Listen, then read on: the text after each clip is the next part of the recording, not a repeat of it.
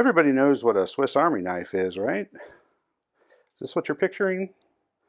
Well, you're not exactly wrong. I mean, that's certainly what, red handles and a bunch of tools and, Swiss coat of arms is certainly what comes to mind when most people think of a Swiss Army knife. But this is, not the model used by the Swiss military. That would be this. Right? This is the soldier model, Victorinox.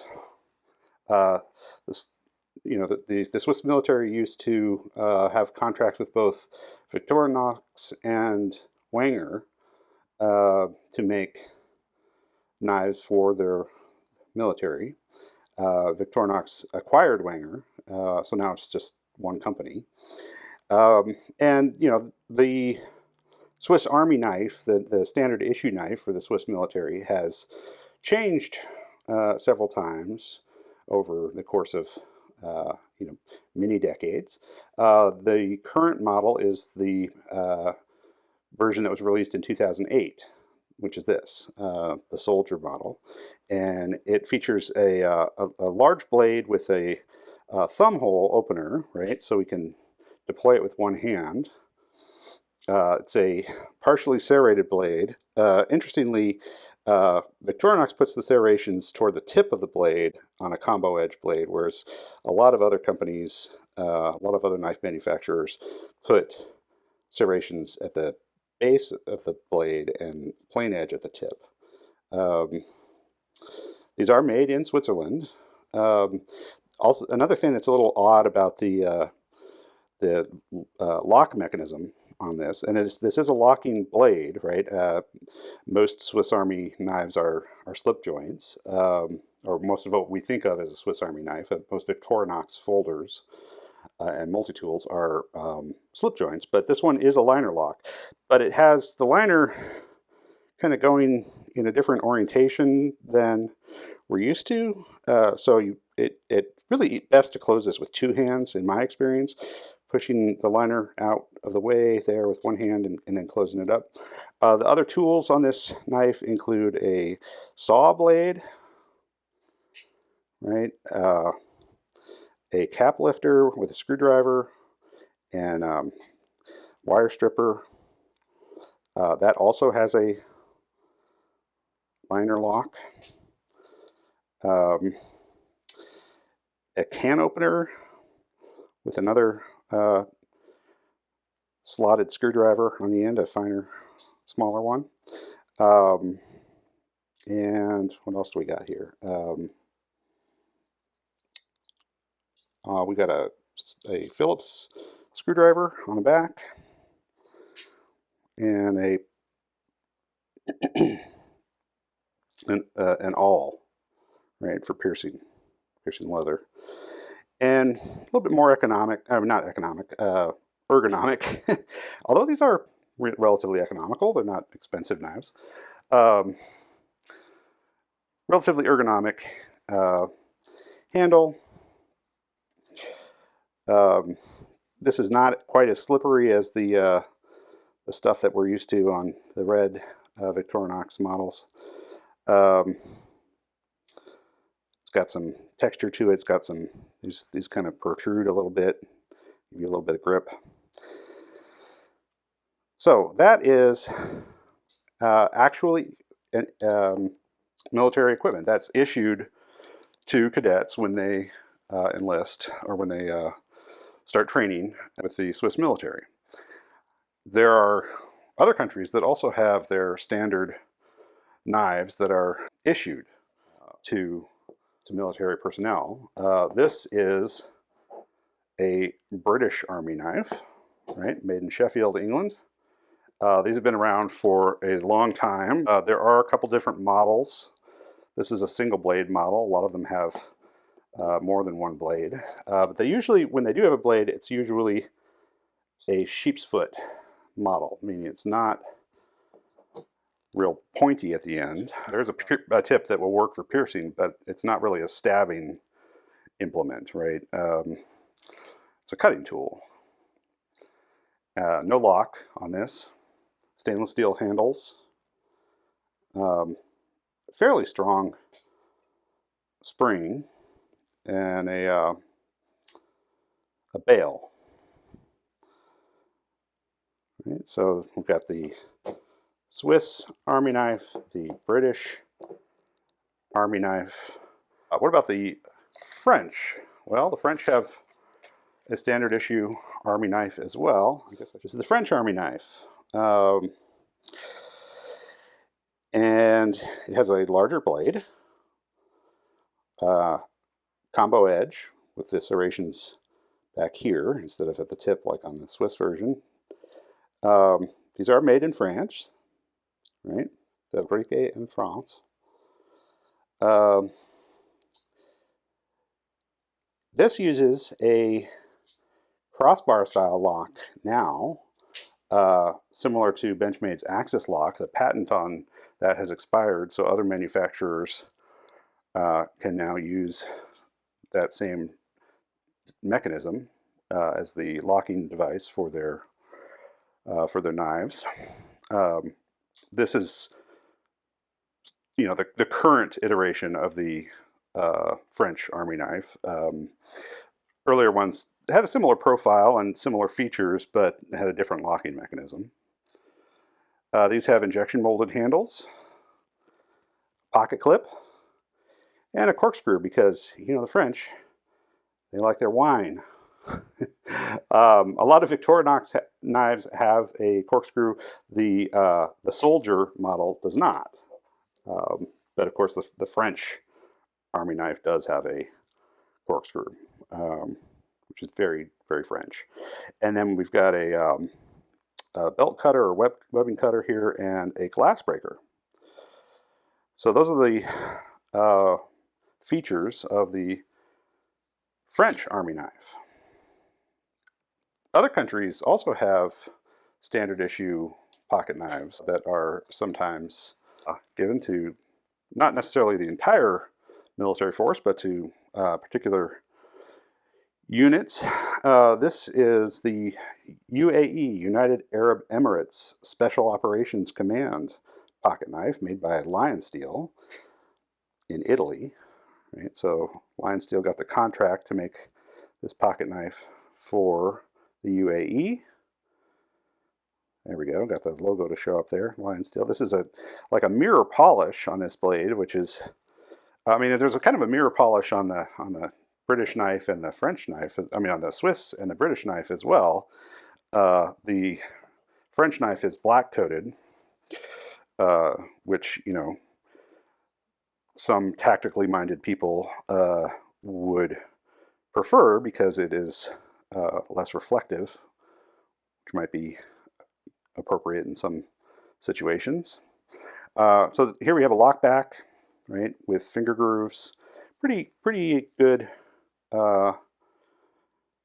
comfort ergonomics, right? We've got a thumb ramp here, one-handed opening with that slot there. Blade is a pretty usable size. It's a little over 3 inches, I believe. And yeah, it's pretty basic. I think this is an aluminum handle, but good general purpose folding knife. Okay, so we've got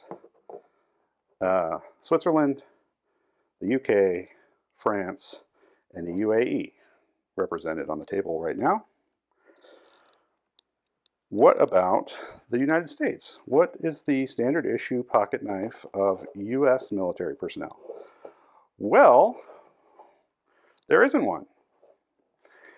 There have been a number of knives that have been used by combat personnel from the United States, but there's not one standard issue folding knife that is given to all of the branches of the U.S. military or even to a large subset of the U.S. military. There are lots of knives that have been developed under contract for specific applications, specific units, specific purposes in the military. For example, the United States Coast Guard, which is a branch of the military, Spyderco developed the Autonomy knife for the U.S. Coast Guard. This is the Autonomy 2, which is not the same thing, but it does have this oversized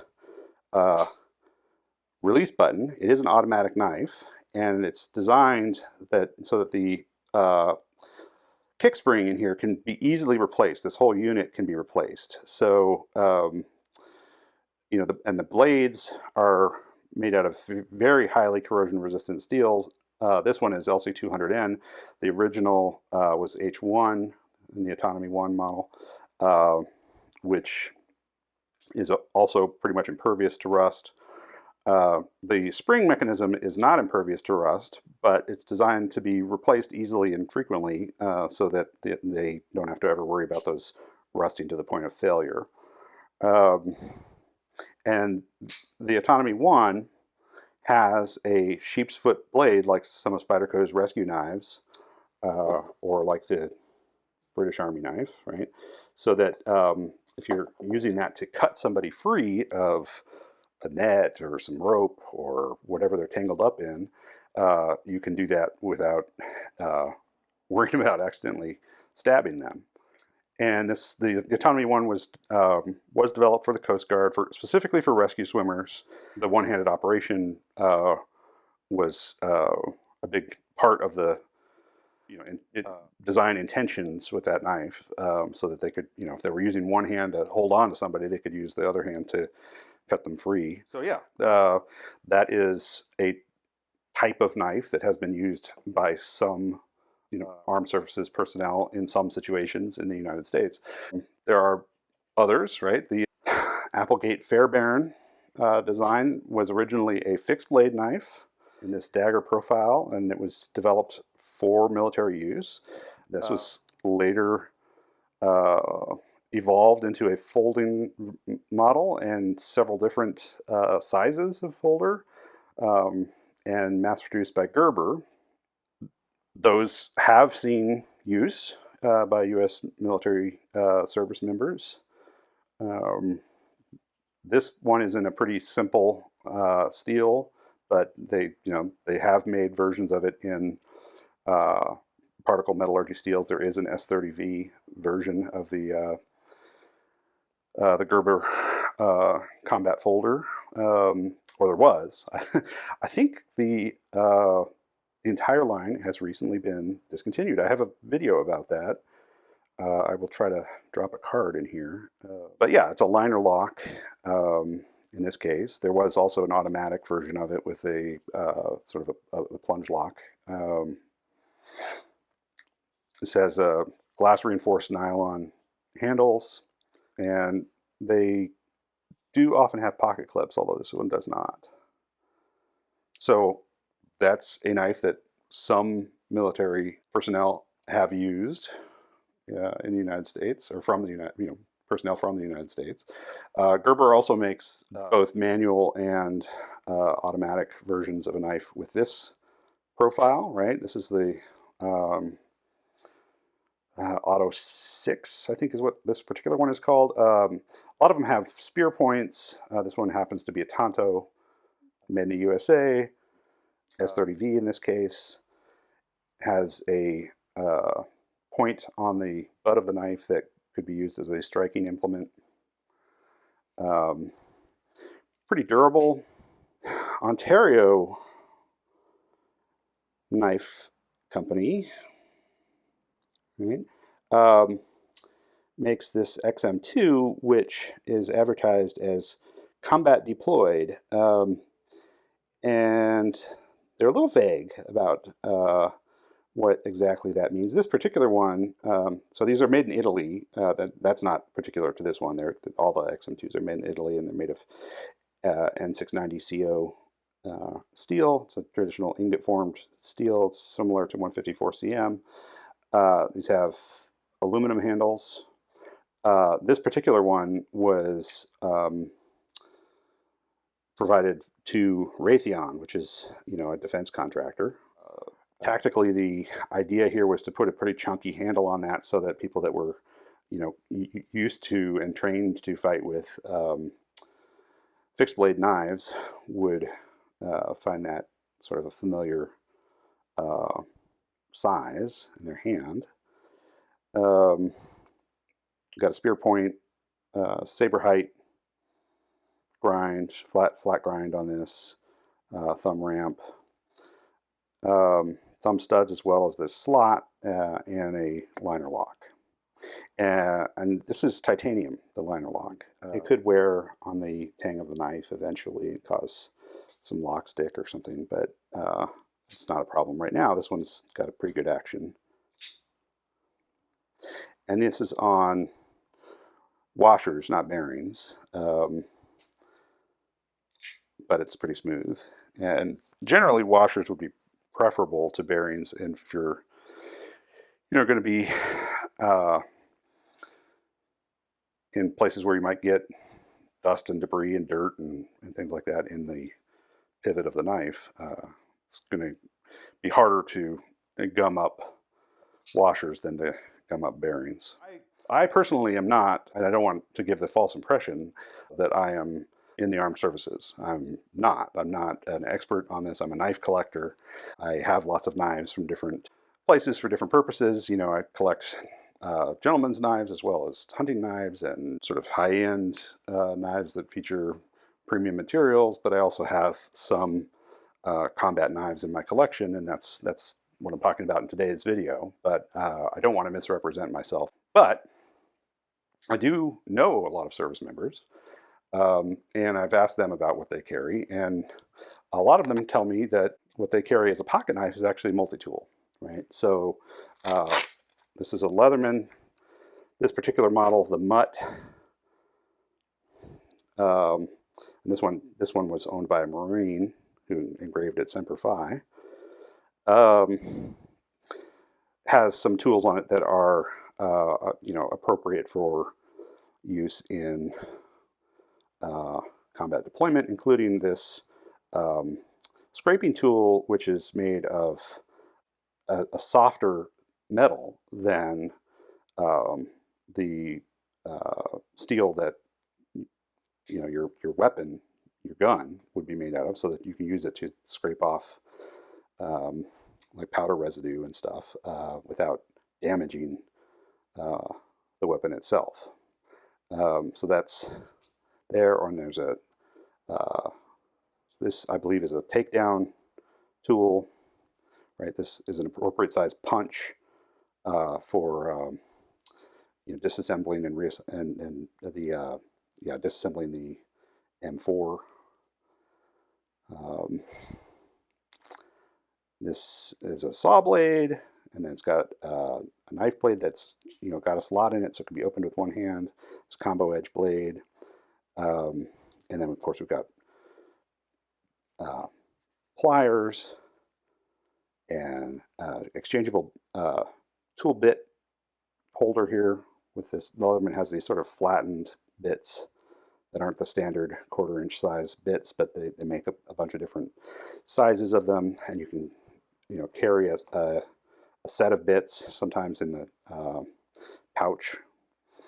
And then it's got a belt cutter here and a pocket clip, and you could use that as a bottle opener or cap lifter. Pretty chunky. Oh, and also this could be used as a hammer or striking tool, right? This part here. It's heavier than most pocket knives, but it's also got a lot more functionality than something that's just a pocket knife, that's just a blade, right?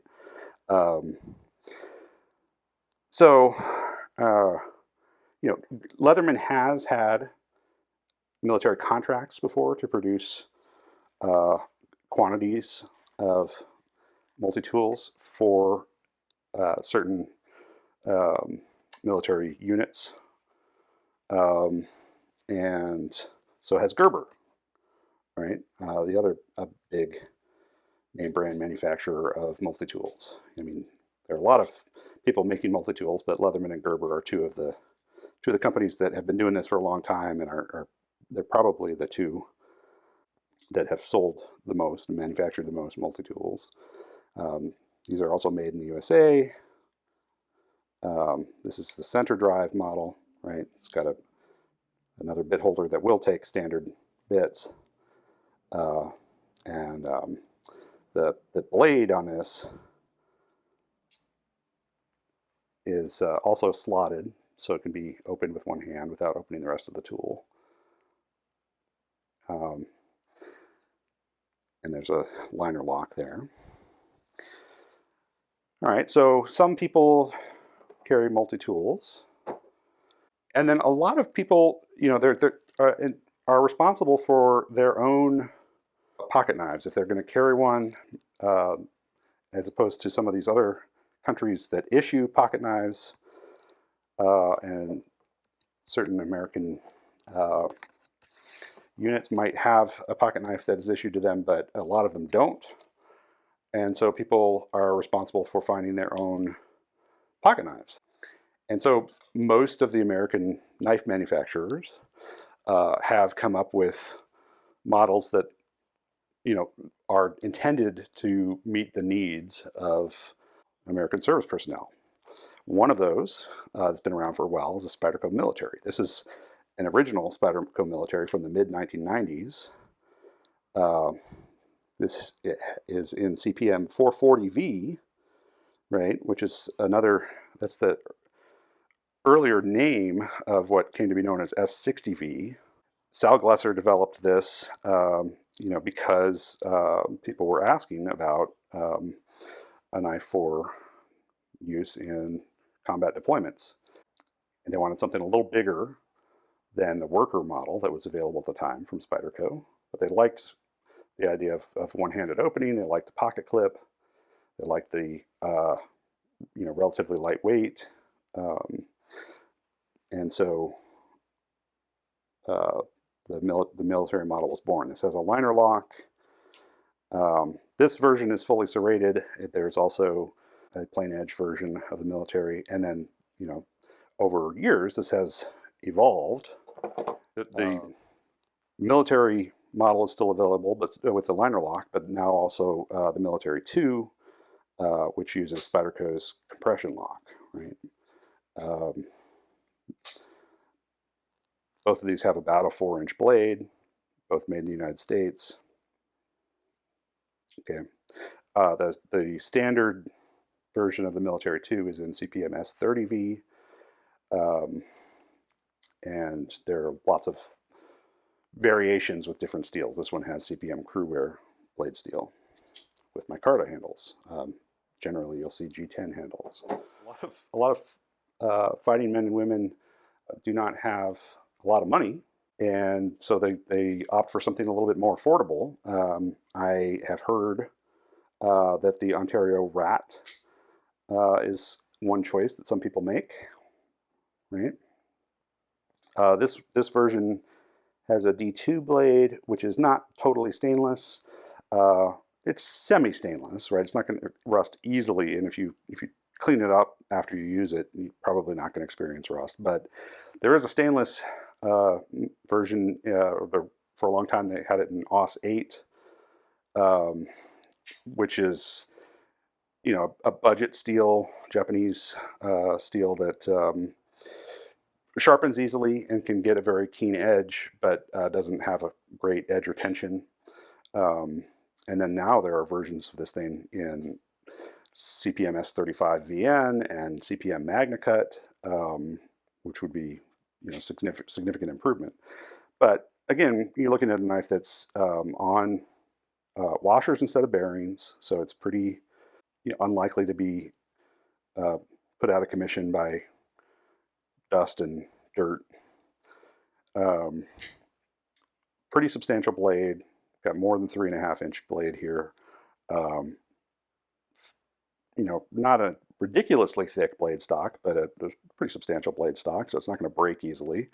Liner lock, pocket clip, and synthetic handles that are not going to, that are going to remain stable in different conditions. Humidity and temperature and things like that are not going to affect the handles on these.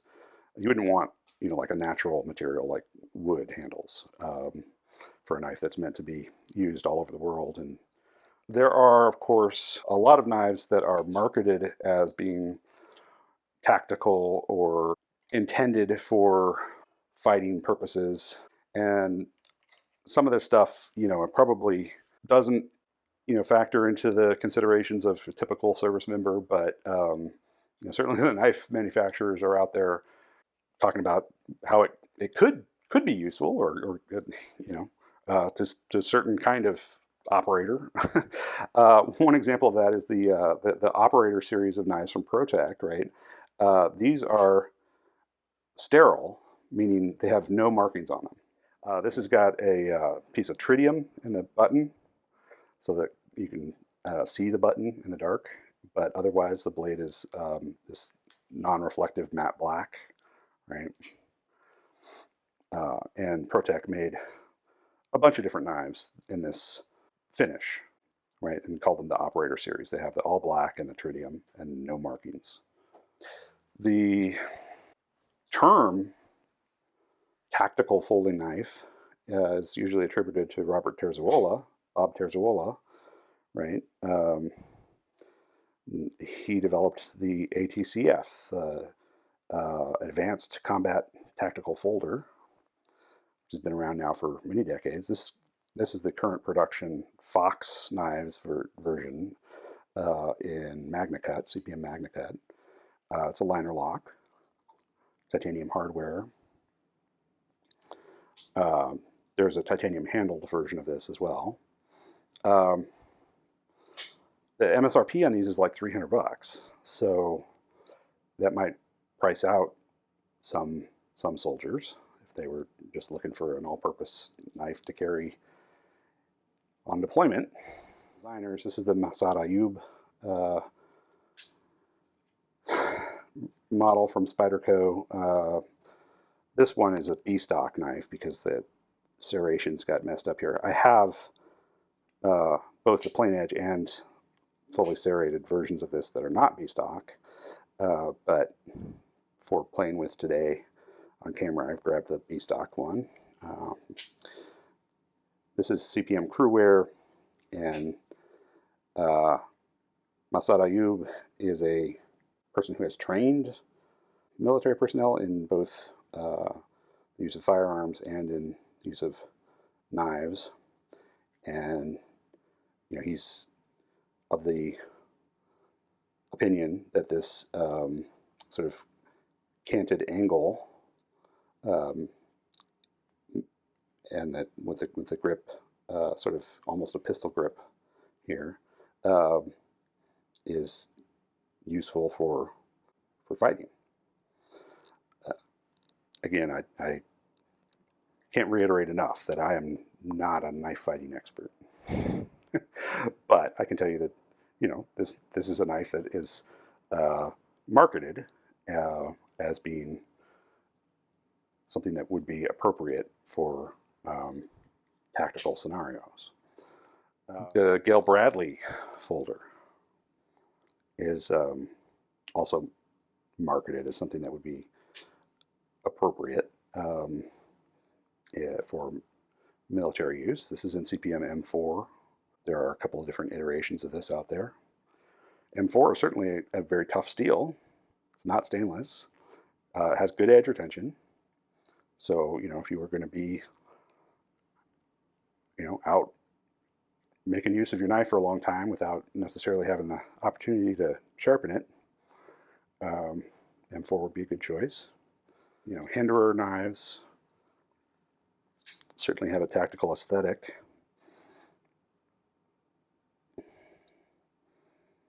Come in lots of different steels. These are frame locks, right? These come with bearings installed, but they come with the option to swap it out for washers, which would probably be a better choice for people in the field. Pretty expensive. We've got things that definitely have a military aesthetic to them, like this zero tolerance knife. This is the model 0223. I suspect that this didn't just happen to be the 223rd model. I suspect that the reason it's called the 223 is because 223 is like the same caliber as 5.56 millimeter, which is the ammunition that's used by NATO troops.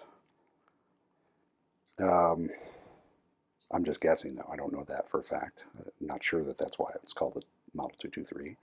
But this definitely was intended to evoke the look and maybe the feel of a combat knife, specifically the K-Bar USMC fighter, right, with its stacked leather handle. This has got, it's supposed to look kind of like that, right? And then this has a Bowie tip with a swedge.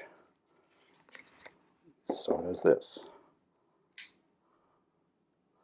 It's got these little holes here, which are just decorative, right? ZT says they add visual interest to the knife. It's not serving some kind of tactical purpose. Some pretty stiff or sharp jimping up here, but it's pretty far forward. Like where my thumb falls on this knife is, you know, in a saber grip, is back here behind where the jimping starts. So that jimping is not actually doing anything in the grip that I would normally hold this knife in. But you know, you could put your thumb up there for some push cuts or something.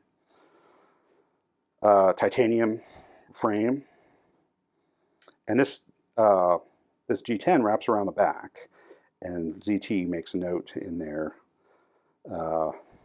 description of the knife that helps to keep out debris, right? Which, sure, yeah, I mean, I guess it's got holes in it. It's not in, you know, it's not going to keep out all debris, but yeah. But it is comfortable, and it is, you know, pretty large blade. It's nominally 3.5 inches, but they're measuring from the tip of the bolster here to the tip of the blade, and the way the bolster is at an angle there, you've actually got more cutting edge than you have length of knife, right? CPM 20 CV, really good edge retention, and it's stainless. Possibly chippy, right? Could be a little brittle. The pocket clips on these are coated in Teflon, which I guess makes it easier to slide in and out of your pocket.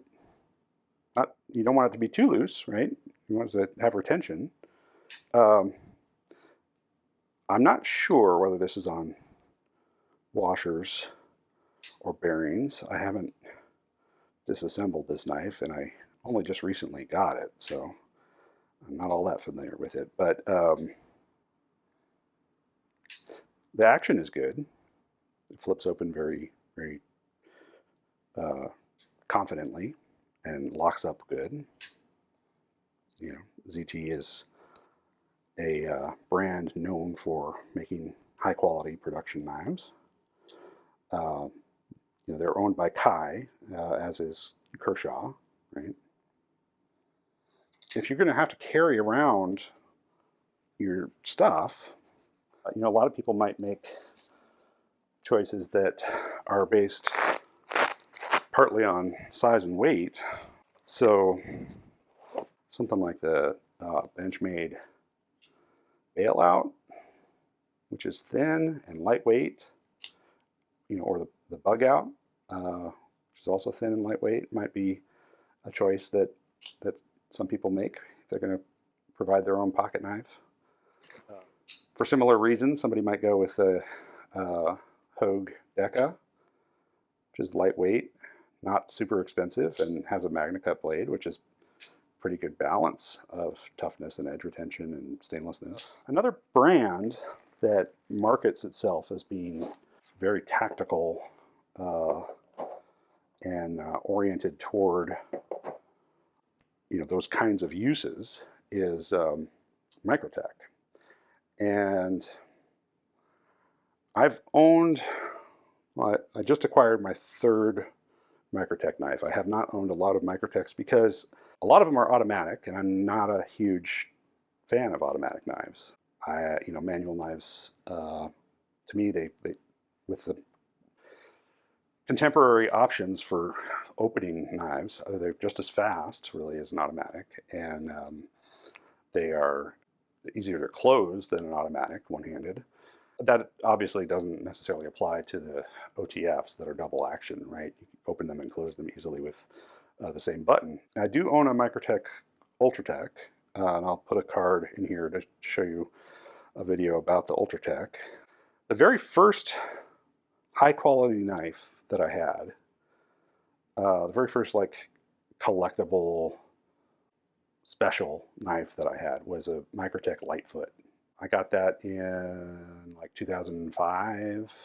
You know, I had seen, actually what I'd seen was, I'd seen some other Microtechs that I liked, but at the time, you know, it was difficult to obtain an automatic knife unless you were in law enforcement or in the military. And you know, it was legal in my state to own them, but it wasn't legal to carry them. So buying a knife that you're not allowed to take anywhere didn't make a lot of sense to me.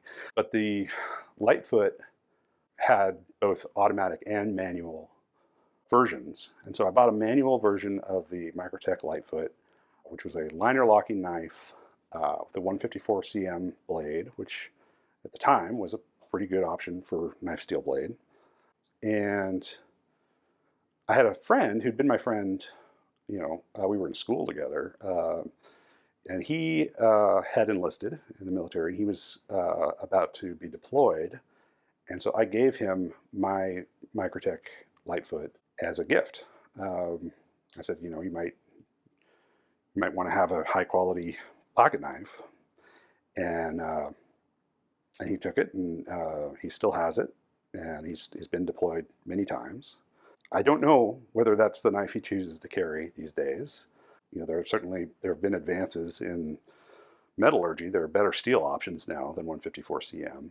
But you know, and I don't regret at all giving him that knife. I do think he probably had more use for and need of a high quality knife than I did. But at the same time, I kind of miss having that knife, right?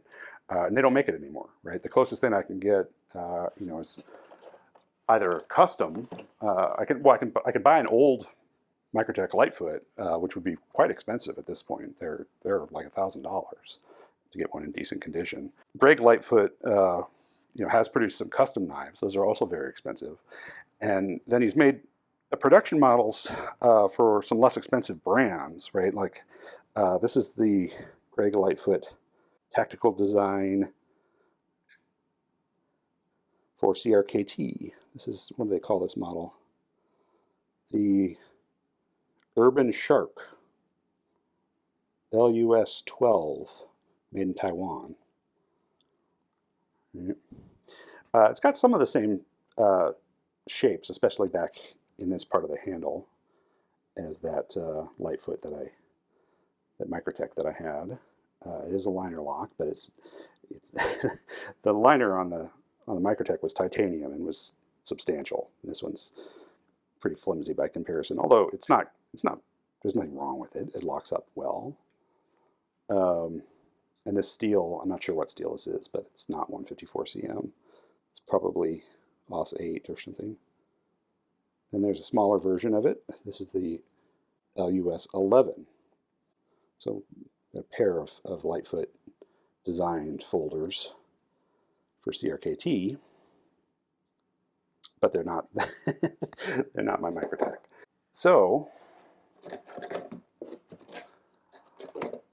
I have, you know, a lot of the knives that I have bought as I started to get into knife collecting as a hobby had features that were in some ways kind of like that old Microtech Lightfoot. I mean, they had a big blade, strong lock, black coated blade, kind of overbuilt and hefty, and you know, things like this cold steel Recon 1, right? Which, you know, some people might consider that appropriate for deployment. Others might think it's not the best choice. You know, that's probably why they came up with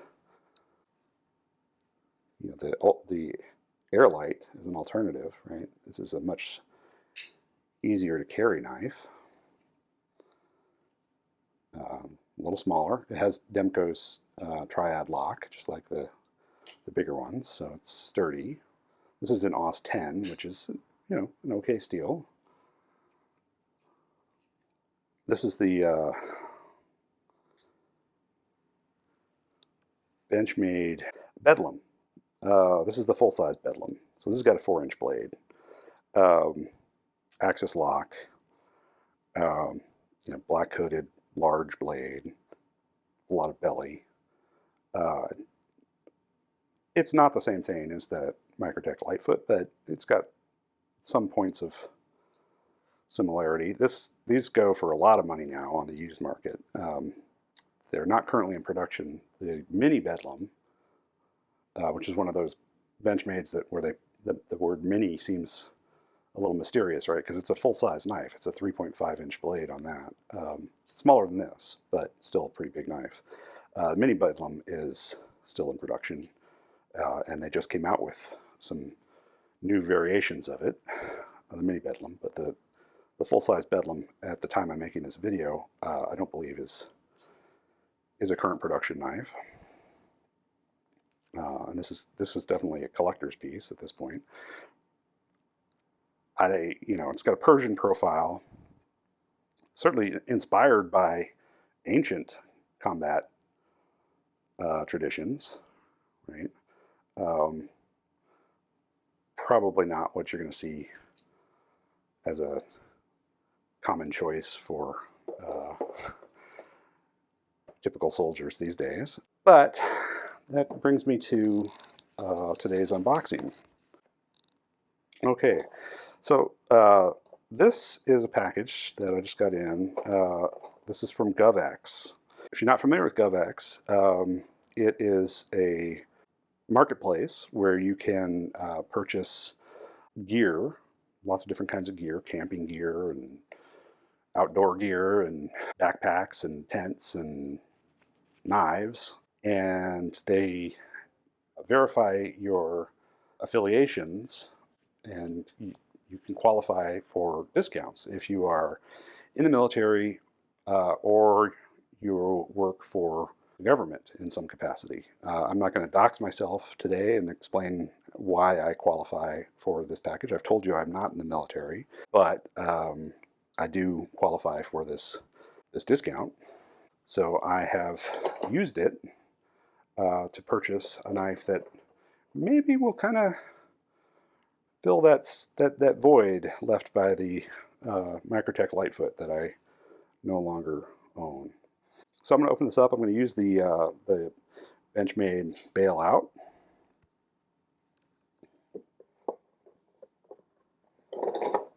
It's probably not good to set this on top of all those nice knives.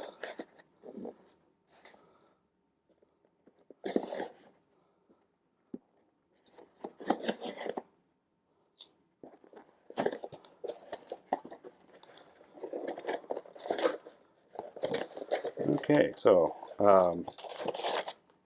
got a bunch of GovX stickers, right? So I can advertise for the the website that sells this discounted gear. American made, America, right? Okay, very a portion of the proceeds from every order placed in GovX supports a military or first responder nonprofit. Cool. All right. So here it is. This is Microtech that I'm hoping will sort of scratch the same itch that Lightfoot did all those years ago.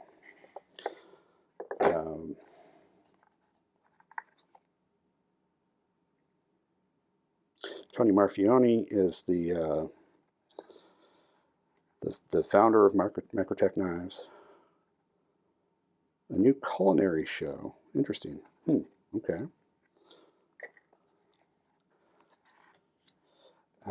We've got a picture there of the LUDT of the the Ramlock MSI. That's not what this knife is. This is just a manual on Microtech's folding knives in general, inspected by somebody.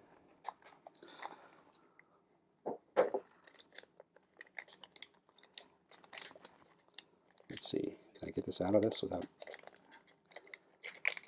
having to cut it? I think I can.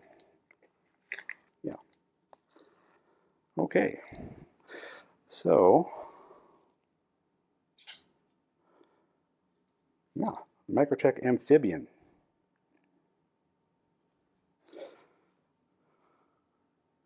This uses Microtech's Ramlock. Okay. One of the features of this knife that they describe is this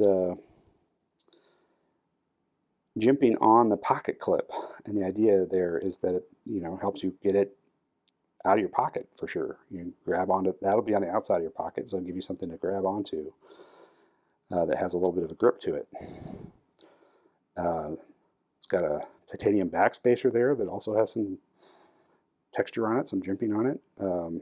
Fluted G10 in this case. I think there's also an aluminum handled version of this knife, and I think maybe there's a carbon fiber version as well.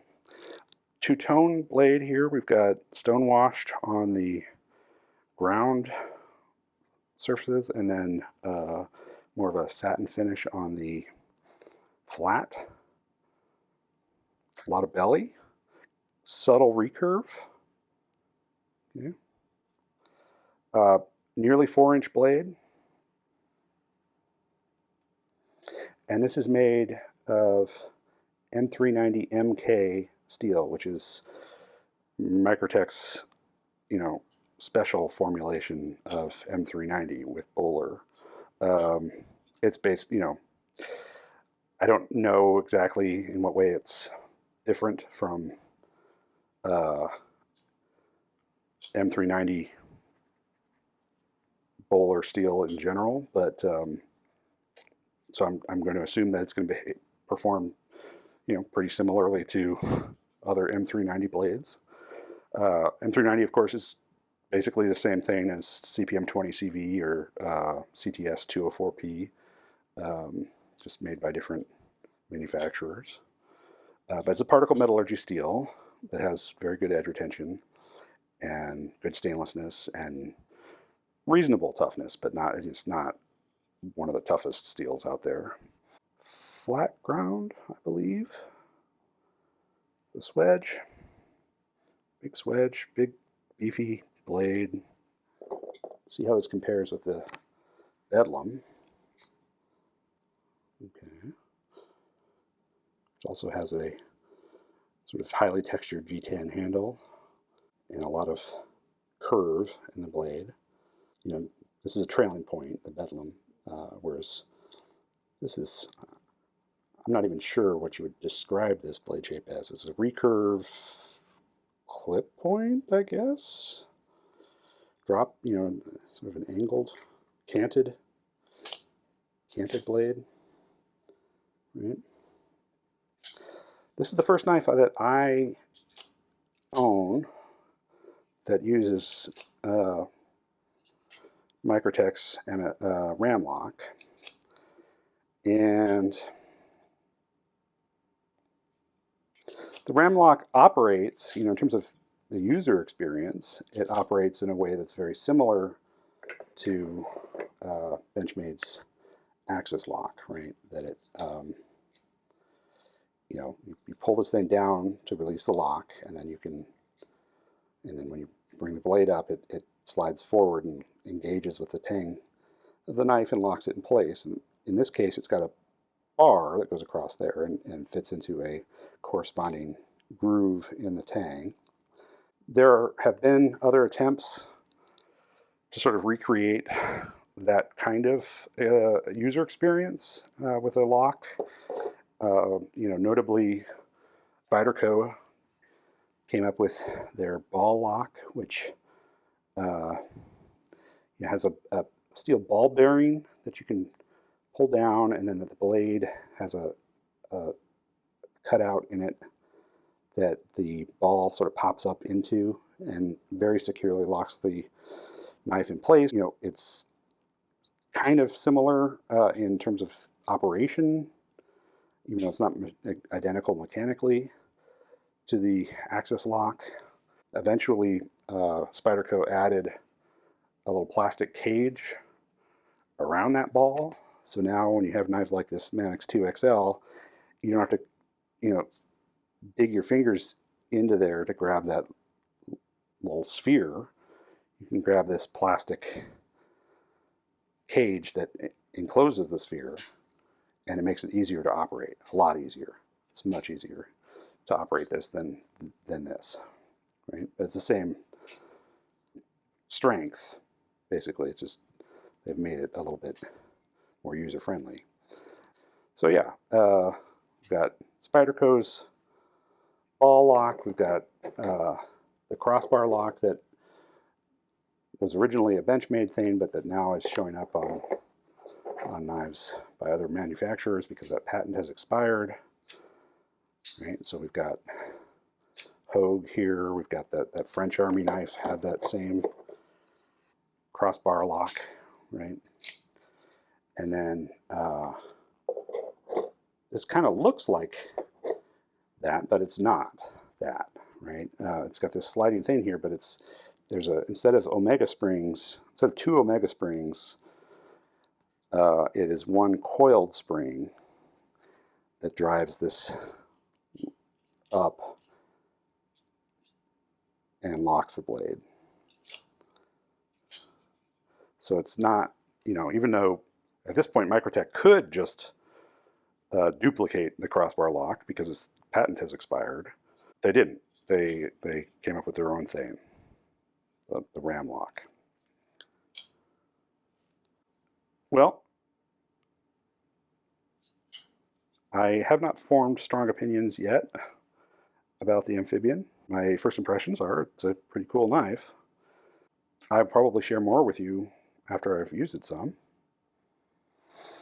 But yeah, I hope you enjoyed seeing, my examples of some military use knives here. And I hope that I didn't, that my sort of amateur